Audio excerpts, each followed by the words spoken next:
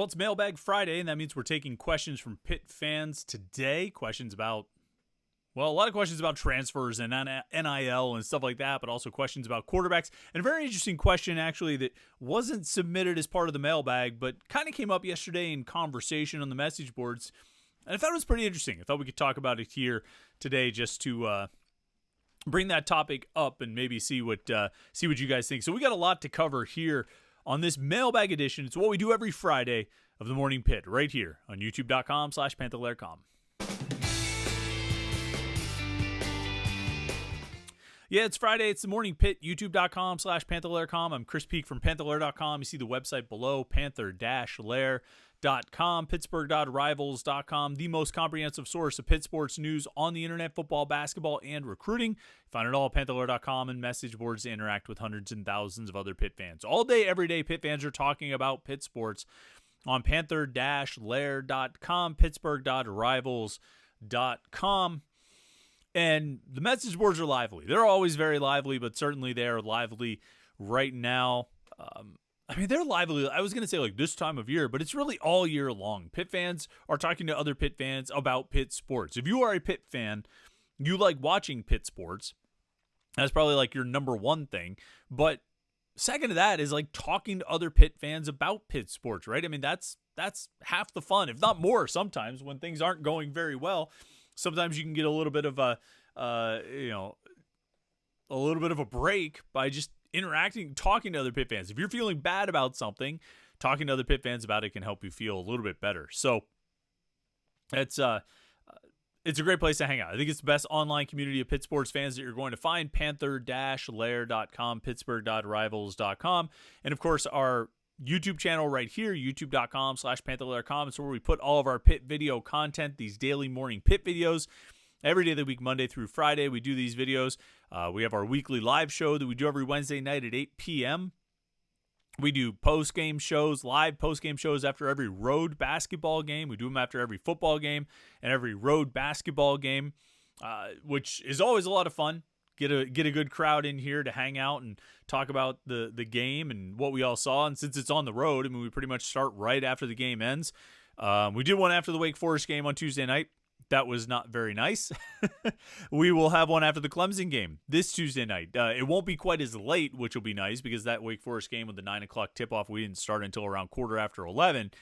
Clemson game going to be a 7 o'clock game. So we'll start a little bit earlier, hopefully around 9:15. That'll be a little bit nicer, and maybe Pitt will be nice enough to go out and win the game, and we'll have something good to talk about. Certainly those post-game shows are more fun after a win than a loss, but even after a loss, there's still always something to discuss, and so we look forward to those. If you want to make sure you don't miss any of our live streams or our post-game shows or anything like that, subscribe to our YouTube channel, youtube.com/Panther-Lair.com. That way you won't miss anything. If you do that, you can turn on notifications and get an alert sent to your phone whenever we go live or post a new video or anything like that. youtube.com/Panther-Lair.com. Like and subscribe. All right. Every Friday, we do the mailbag edition of the Morning Pit. We take questions on the website, Panther-Lair.com, Pittsburgh.rivals.com. We take questions right here.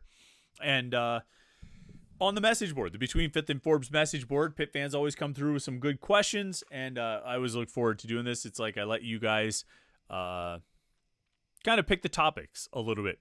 And our first one comes from, man, you've been on the board for a long time, this guy has, or lady, 5 years. R. Shaitkin 30. I apologize for mispronouncing the last name. I presume it's your last name in there. But I've always seen that name and never really known how to pronounce it.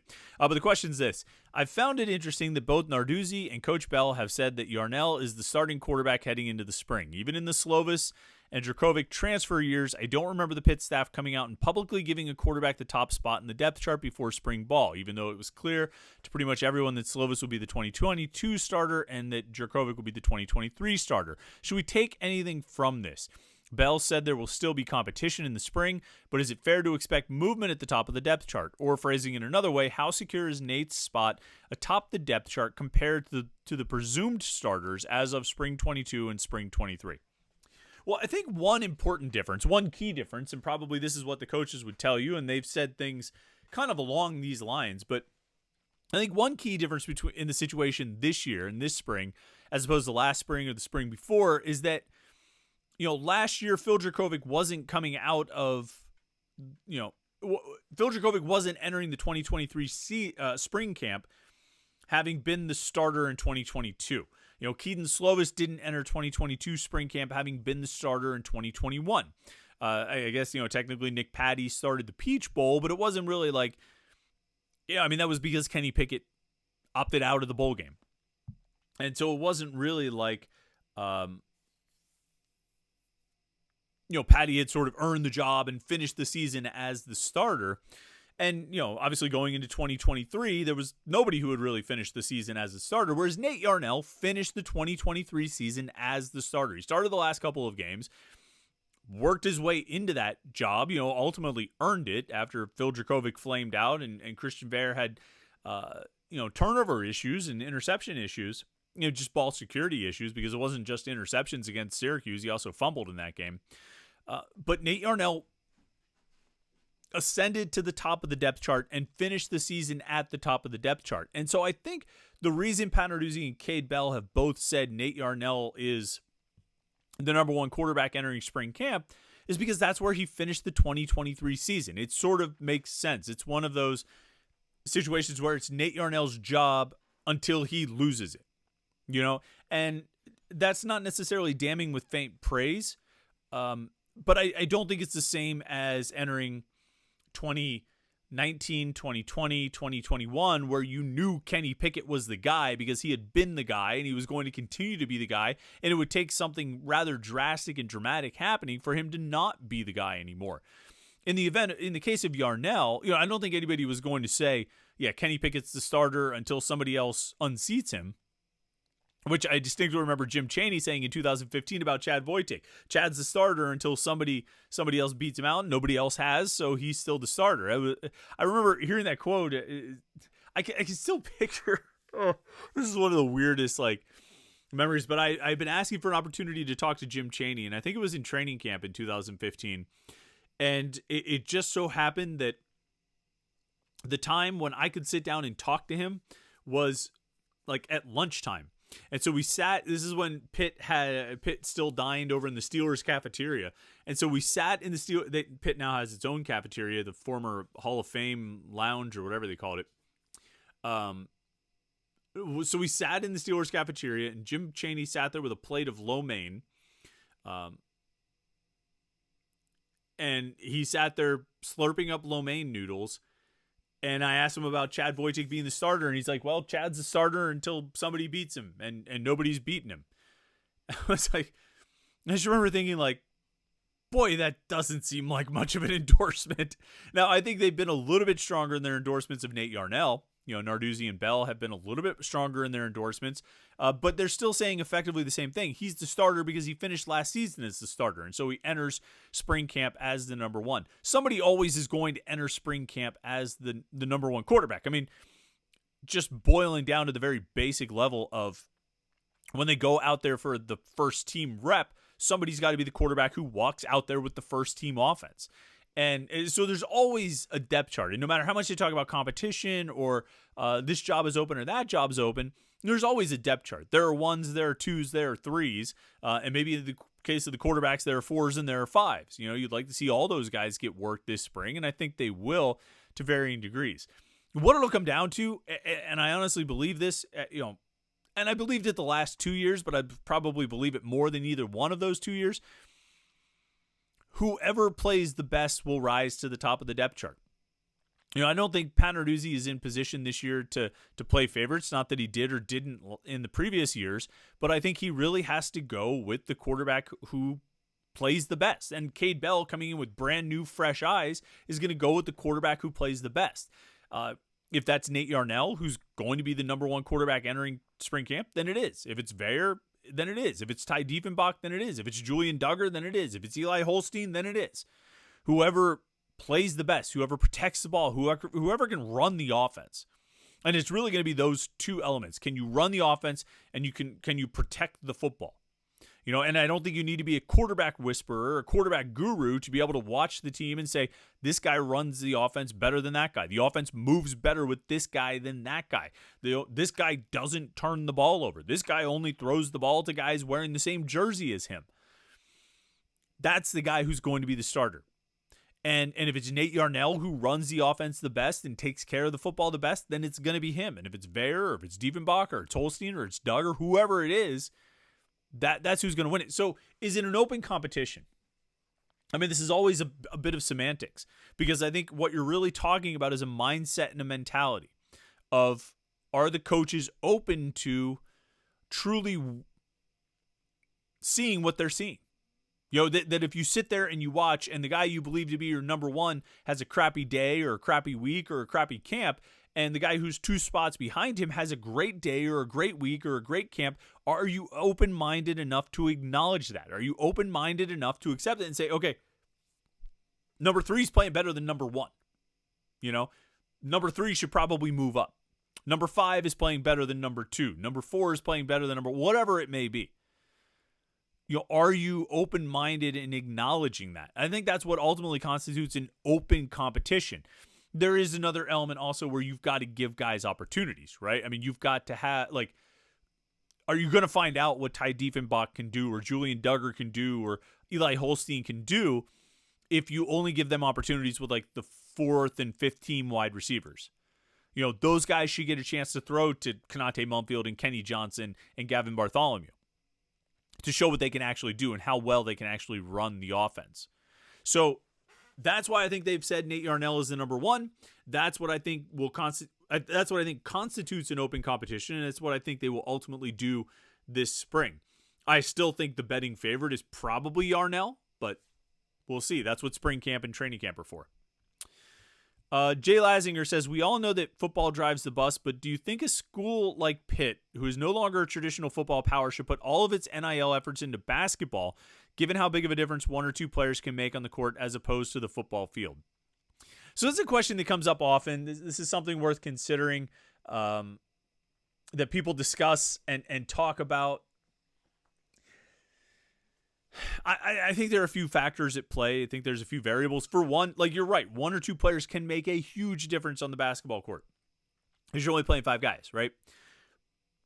But as such, those guys recognize that. And so you're not going to get a star playmaking guard or a double machine center for the same price that you would get a high level MAC transfer wide receiver.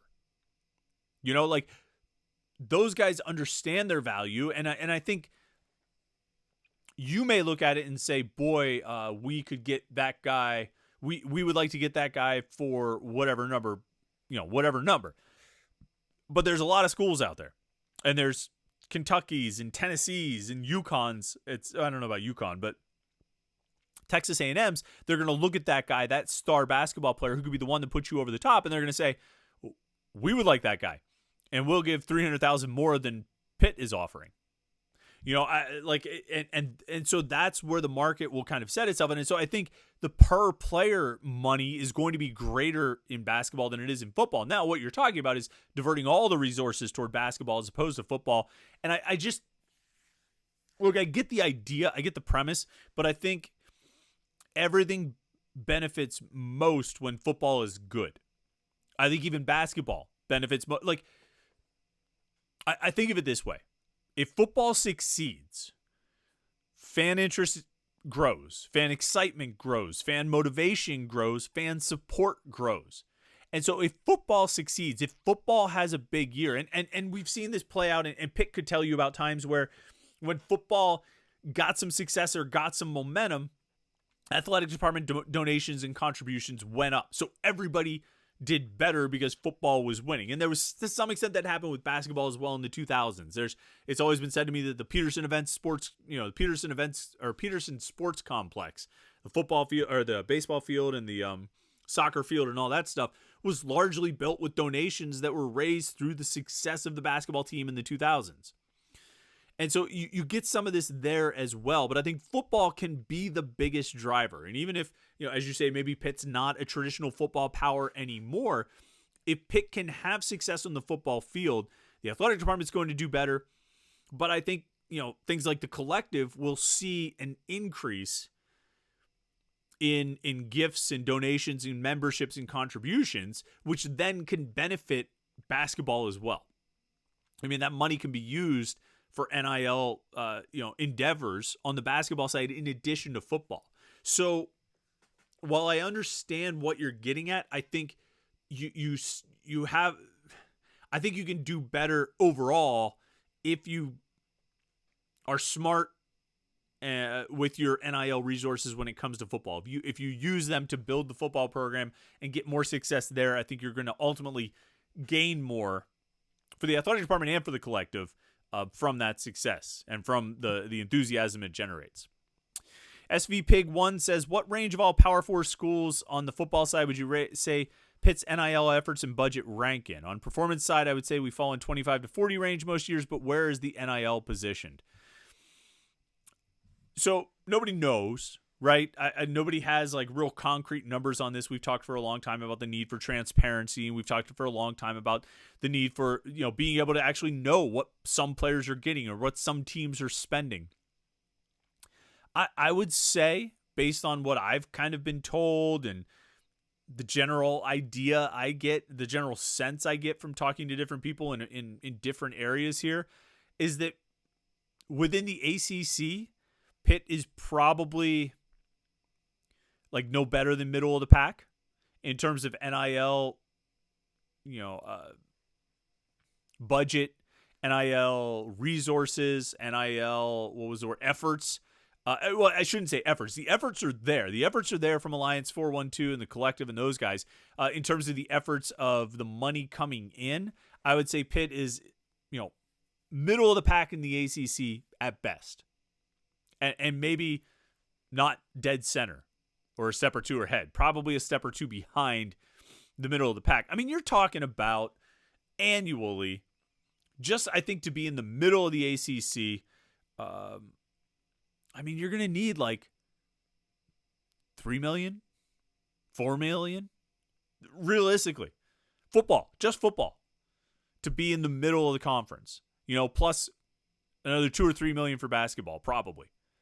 Around that area, to be in the middle of the conference, not to be one of the top spenders in the league, but to be the middle of the conference.